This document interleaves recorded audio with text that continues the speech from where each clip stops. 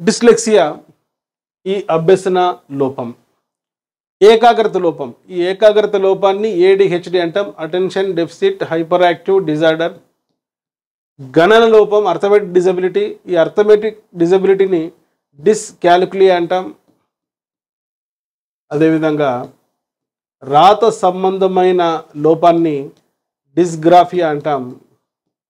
ఇక్కడ ప్రశ్నకు ఆన్సర్ ఏంటంటే డిస్లెక్సియా అనేది పఠన సంబంధమైన లోపం.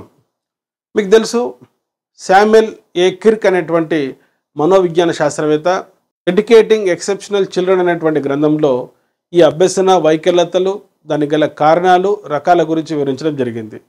కనుక తప్పనిసరిగా డిఎస్సిలో పోటీ పరీక్షల్లో తప్పనిసరిగా ఈ అభ్యసన వైకల్యతలో ఉండేటువంటి రకాలపైన అడుగుతున్నారు కాబట్టి ప్రతి పదం యొక్క అర్థం, దాని ఉదాహరణలు మీరు తెలుసుకోవాలి. ముఖ్యంగా dysphasia, aphasia, dyslexia, alexia, dysgraphia, agraphia, dyscalculia, dyspraxia, ADHD వీటి యొక్క అర్థాలు మరియు వాటికి సంబంధించిన ఉదాహరణలు తెలుసుకుంటే తప్పనిసరిగా ఒక ప్రశ్న మనకు పోటీ పరీక్షల్లో రావడానికి అవకాశం ఉంది. ఇటువంటి కంటెంట్తో కూడుకున్న వీడియోస్ కోసం వెంటనే సబ్స్క్రైబ్ చేసుకోండి. డాక్టర్ మోజెస్ ఎమిలీ అకాడమీ అనే మా యూట్యూబ్ ఛానల్. ఈ వీడియో నచ్చితే లైక్ చేయండి, మీ ఫ్రెండ్స్కి షేర్ చేయండి.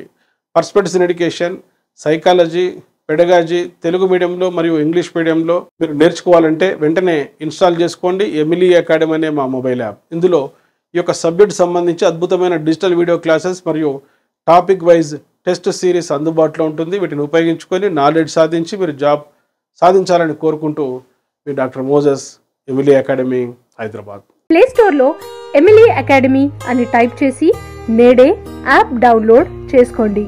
All the best.